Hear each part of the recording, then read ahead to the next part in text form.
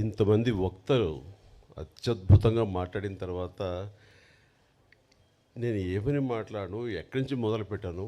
ఆ మహాతల్లి మహానటి గురించి నాకు తెలిసింది చాలా తక్కువ. దాన్ని ఎట్లా నేను ఆవిష్కరించను అనే ఇందాక నుంచి మీమాంసలో ఉన్నాను. నిజంగా కూడా చాలా కష్టం.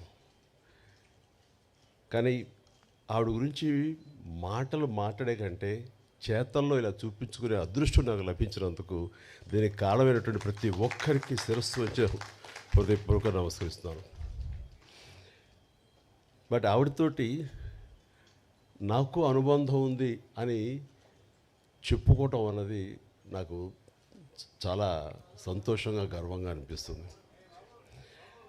నేను పునాదిరాళ్ళు అనే సినిమా మొట్టమొదటగా చేస్తానని వాళ్ళకి చెప్పడం అన్నది అది కాకతాళీయం. ఎందుకంటే అప్పటికి నా ఫిల్మ్ ఇన్స్టిట్యూట్ కోర్స్ పూర్తి కాలేదు, చెయ్యకూడదు, అయినా సరే తప్పనిసరి పరిస్థితుల్లో వస్తాను అన్నాను. అది 1978 ఫిబ్రవరి మంత్, మార్చి రాబోతుందో. అక్కడ ఎవరు ఉంటారంటే అప్పట్లో ఆర్టిస్టులు ఎవరో కూడా నాకు తెలియదు. 4 కుర్రవాళ్ళు, నరసింహరాజు హీరోగా ఉంటాడు, నువ్వు అందులో 5 ఒకడివి. అక్కడికి వెళ్ళిన తర్వాత నెమ్మదిగా ట్రైన్ ఎక్కి రాజమండ్రి వెళ్తుంటే షూటింగ్ సమయంలో నువ్వెవరితో యాక్ట్ చేస్తావో తెలుసా అన్నారు. తెలీదు. మహానటి సావిత్రి గారు ఉన్నారు, ఆవిడ కాంబినేషన్లో నటిస్తున్నావు అనేసరికి ఒక్కసారి ఒళ్ళు జలధరించింది. వాళ్ళు నాకు ఎందుకు చెప్పలేదో ఏమో నాకు తెలియదు, కానీ ఇది నిజం అన్నట్లుగా అవాక్య వింటే ఎస్. ఆవిడ రాజమండ్రి పంచవటి హోటల్ ఉండేది అప్పట్లో. ఆ పంచవటి హోటల్లో రూమ్లో సేద తీరుతున్నారు, రండి పరిచయం చేస్తామని నన్ను తీసుకువెళ్ళారు. ఆవిడని చూడగానే అసలు అవాక్కైపోయాను, నోట మాట రావట్లేదు. ఈవిడైనా ఎన్నాళ్ళు తెర మీద నేను మా నాన్నగారు అభిమానించేవాళ్ళం.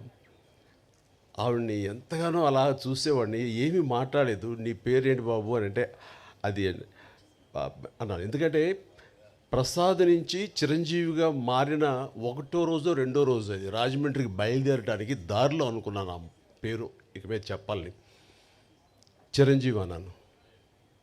శుభం అని అన్నారు. రేపో ఎప్పుడో మనంతా కలిసి నటిస్తామని చెప్పారు. అయిన తర్వాత అక్కడ రాజమండ్రి షూటింగుల్లో వర్షం వచ్చింది. ఫిబ్రవరి మార్చిల్లో వర్షం ఏంటని మీరు అనుకోవచ్చు, అవి మ్యాంగో షవర్స్ అంటారు, మొన్న కూడా వచ్చింది అట్లా. అలాంటి అకాల వర్షం వచ్చింది. ఒక గచ్చుతోటి ఉన్న ఒక హౌసు పంచలో పైన టాప్ రూఫ్ ఉంది, కానీ జల్లు పడుతూ ఉందన్నమాట. అందులో నటించినటువంటి యాక్టర్లు అందరూ రోజారమణి, కవిత, సావిత్రమ్మ గారు, గోకెన్ రామారావు, కొంతమంది ఆర్టిస్టులు వీళ్ళందరూ ఉన్నారు, నరసింహరాజు వీళ్ళందరూ ఉండిన తర్వాత చాలాసేపు వర్షం అలా వస్తూనే ఉంది, ఎవరికి తోయట్లేదు. మీకు తెలుసా ఈ అబ్బాయి చిరంజీవి అని అబ్బాయి డ్యాన్స్ చాలా బాగా వేస్తాడు, సరదాగా చిరంజీవి డ్యాన్స్ ఏమయ్యా అన్నాడు. నేను అడగటం ఆలస్యం, అలాంటి ముందు రెడీ అయిపోతాను. నా దగ్గర టేప్ రికార్డ్ ఉంటుంది. అప్పట్లో బోనియమ్మనో లేకపోతే ఇలాంటి కొన్ని అబ్బా ఇలాంటి కొన్ని ఇవి ఉన్నాయి ఇంగ్లీష్ నెంబర్స్, అది వేసుకుని డ్యాన్స్ చేస్తాను. నాకేంటంటే సావిత్రి గారు చూస్తున్నారు, ఇంకా పెద్ద ఉత్సాహం నాకు. అలా చేస్తుండగా ఆ జల్లుకి నా కాలు జారి గబుక్కుని కింద స్లిప్ పడిపోయాను. పడినవాడిని ఆగకుండా అక్కడ నాగుపాము డ్యాన్స్ లాగా చేస్తూ ఏదో అలా చేసేసరికి వాళ్ళందరూ క్లాప్స్ కొట్టారు. ఆవిడ కూడా చాలా సంతోషించి నాకు చాలా బాగా నచ్చావయ్యా అంటూ దగ్గర తీసుకుని ఆవిడ నా భవిష్యత్తులో మంచి యాక్టర్ అవుతావు అని అన్న మాట అంతా ఇంత కాదు, అంతటి మహానటి నోటు వెంబట చాలా మంచి యాక్టర్ అవుతావు, ఎందుకంటే నీలో స్పోర్టినెస్ చూశాను, ఆ తర్వాత కింద పడ్డ తిరిగి డ్యాన్స్ వేయటం అనేది ఆ నేచరు చూశాను, ఇవన్నీ చూస్తుంటే కనుక నీకు మంచి భవిష్యత్తు ఉంటుంది అని ఆ మహాతల్లి చేత అనిపించుకోవడం అనేది నాకు అంతా ఇంత కాదు, 1000 ఏనుగుల బలంగా అనిపించింది. ఆ తర్వాత మళ్ళీ ఆవిడతోటి మరొక సినిమా చేసే అవకాశం కలిగింది. అది చాలా రోజుల తర్వాత, అంటే 80లో అనుకుంటా, అది 1980లో. అది ప్రేమ తరంగాలు అని చెప్పేసి, అందులో నేను, కృష్ణరాజు గారు, సుజాత గారు, జయసుధ గారు మేమంతా ఉన్నాము. ఆవిడ నా తల్లి పాత్ర. ఆ తల్లితోటి మళ్ళీ ఆవిడ బిడ్డగా యాక్ట్ చేసి నటించే అవకాశం నాకు కలిగింది. ఇట్లాగా ఆ తర్వాత మళ్ళీ నేను ఆవిడ చూసే అవకాశం కానీ ఆవిడతోటి నటించే అవకాశం కలగలేదు. ఆ తర్వాత మరి కాలం చెందారు. కానీ ఆవిడ సినిమాలు ఎప్పుడు చూస్తుంటాను, పాత పాటలు ఎప్పుడు ఇంట్లో పెట్టుకుంటుంటాను. ఏదైనా పాత పాట చూడాలంటే కనుక నాకు సావిత్రమ్మ గారు యాక్ట్ చేసినవి, ఆవిడ పాడినవి ఆ పాటలే చూస్తుంటాను.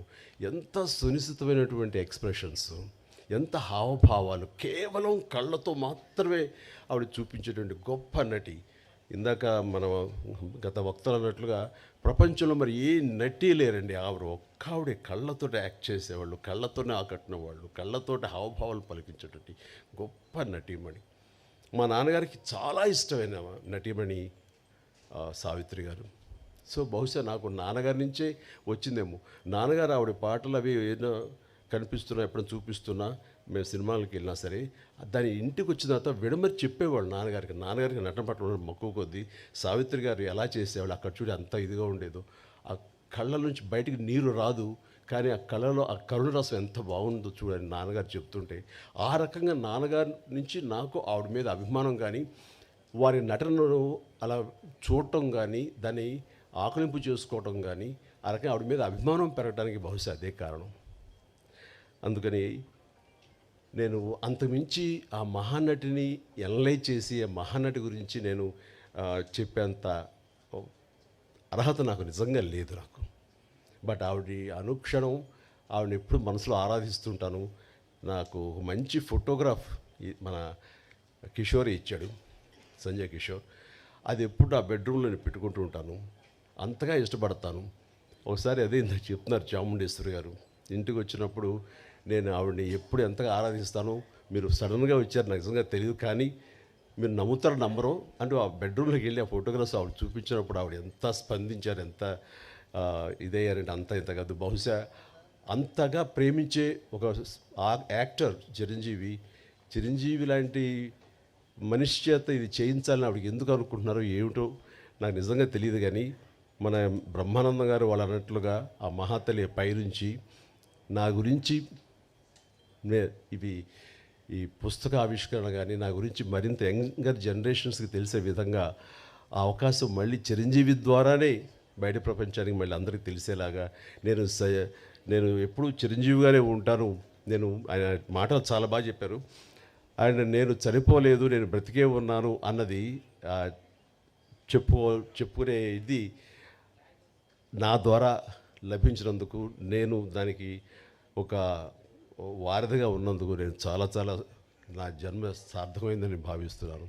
అలాంటి అవకాశం నాకు ఇచ్చినటువంటి విజయ చాముండేశ్వరి గారికి, గోవిందరావు గారికి నా హృదయపూర్వక ధన్యవాదాలు తెలియజేస్తున్నాను. వారి ఇంటికి వచ్చినప్పుడు చాలా చిన్నగా చేసేద్దామండి, ఎందుకంటే అమ్మకి ప్రకృతి చాలా ఇష్టం. మీ ఇంట్లో ఎటు చూసి సరే పూల మొక్కలతో చాలా అందంగా ఉంది, ఇలాంటి చోట చేస్తే బాగుంటుంది, మీలాంటి మనసున్న మనుషులు చేస్తే సరిపోతుంది అనుకున్నప్పుడు అంతటి గొప్ప నటీమణిని, అంతటి వ్యక్తిని ఒక చిన్న చోట చిన్నగా చేయటానికి నాకు అసలు మనస్కరించలేదు. అందుకని కొంచెం టైం తీసుకున్నా సరే ఇంతమందికి ఆవిడ గురించి చెప్పేలాగా అలాంటి ఆయా వక్తలు నేను ఇన్వైట్ చేసి వారి ద్వారా ఆవిడ గొప్ప ఔన్నత్యాన్ని తెలిసేలాగా నా వంతు ప్రయత్నం చేశాను. అందుకని ఇందులో నేను ఆవిడ గురించి ఏమని చెప్పగలను నేను చెప్పలేను. బట్ ఆవిడ గురించి ప్రేమ నాకు ఒక తల్లి లాంటి ఆవిడ మీద నా ప్రేమ మనసులోనే పదిలంగా దాచుకుంటూ, ఆ మహాతల్లి నాకు తన కూతురైన చాముండేశ్వరి, నా సోదరైన చాముండేశ్వరి ద్వారా నాకు ఈ అవకాశం ఇచ్చిందని భావిస్తూ, ఇది నా జీవితానికి దక్కినటువంటి గొప్ప అమూల్యమైన అవకాశంగా నేను భావిస్తున్నాను. అందుకనే ఒక్కోసారి మాటలు కొరవడిపోతాయి. ఈసారి నిజంగానే నేను మాట్లాడేటప్పుడు మాటలు వెతుక్కుంటున్నాను. దానికి కారణం లోపల తన్నుకొస్తున్నటువంటి ఉద్వేగం. అలాంటి భావోద్వేగాల మధ్య ఉన్న నాకు ఆ మహాతల్లికి మీ అందరి సమక్షంలో నేను మనస్ఫూర్తిగా నా నివాళులు అర్పించుకుంటూ, ఆ మహాతల్లికి ఇంతకంటే ఇంకేం చేయగలం అంటూ నేను తెలియజేస్తూ, ఇంత ఓపికగా మీరందరూ ఉన్నారు, ఇంత చక్కగా మీరందరూ వీక్షించారు, అందరికీ నా హృదయపూర్వక ధన్యవాదాలు తెలియజేస్తూ, నాకు ఈ అవకాశం ఇచ్చినందుకు ప్రతి ఒక్కరికి నా హృదయపూర్వక ధన్యవాదాలు. అలాగే పేరున ఇక్కడ ఇచ్చేసినటువంటి వీళ్ళందరూ కూడా ఒక ఫోన్ కాల్ చేసి రండి అనగానే పెద్ద ఎత్తున వచ్చారు, ఎక్కువ సమయం వెచ్చించారు, చాలా అద్భుతంగా మాట్లాడారు. వీరందరికీ నా హృదయపూర్వక ధన్యవాదాలు తెలియజేసుకుంటున్నాను.